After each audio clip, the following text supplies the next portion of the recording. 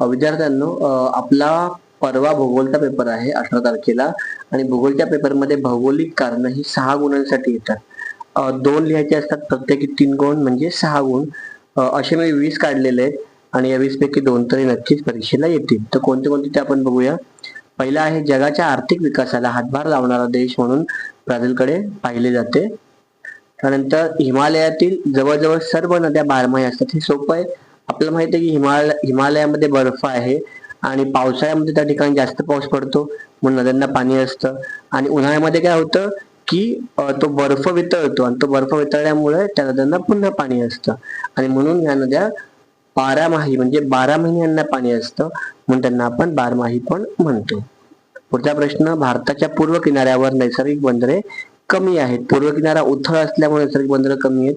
तुम्हाला उत्तर लिहिताना पण मोठं उत्तर लिहायचं आहे. 3 गुण आहेत, त्यामुळे तुम्हाला मोठे मोठे 3 पॉइंट किंवा लहान लहान 6 पॉइंट लिहायचे आहेत.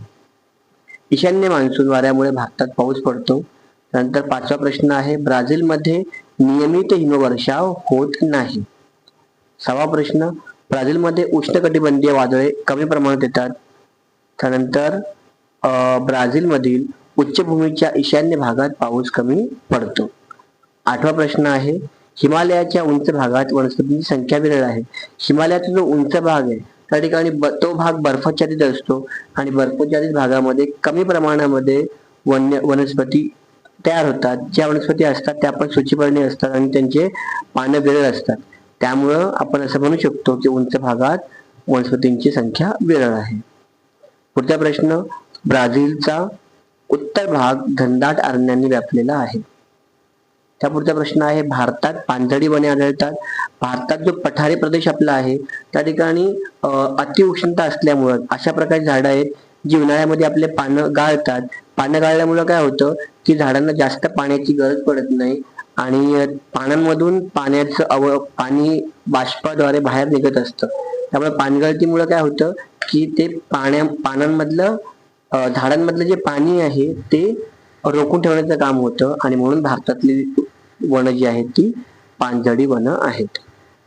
ब्राझीलमधील वर्षावनांना जगाची फुफ्फुसे म्हणतात, कारण ब्राझीलमध्ये जे ॲमेझॉन जंगल आहे त्यातूनच आपल्याला खूप मोठ्या प्रमाणामध्ये ऑक्सिजन मिळतं म्हणून त्याला आपण जगाची फुफ्फुसे असंही म्हणतो. लोकसंख्या एक महत्वाचे संसाधन आहे. 12वा प्रश्न. 13वा आहे, ब्राझीलमध्ये लोकवस्तीचे केंद्रीकरण पूर्व किनाऱ्यालगत आढळते.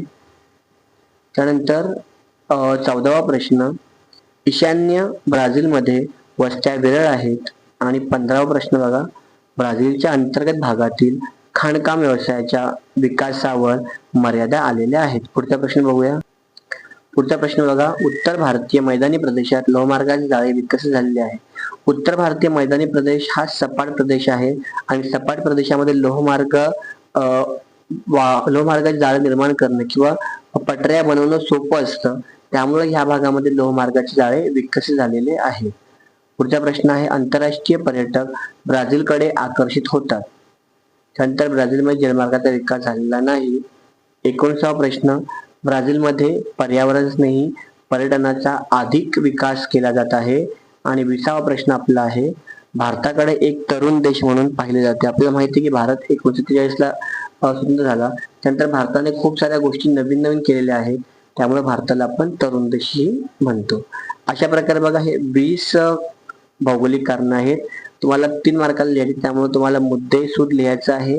लहान मुद्दे असेल तर 5 ते 6 आणि मोठे मुद्दे असेल तर 3 ते 4 तुम्हाला लिहायचे आहेत.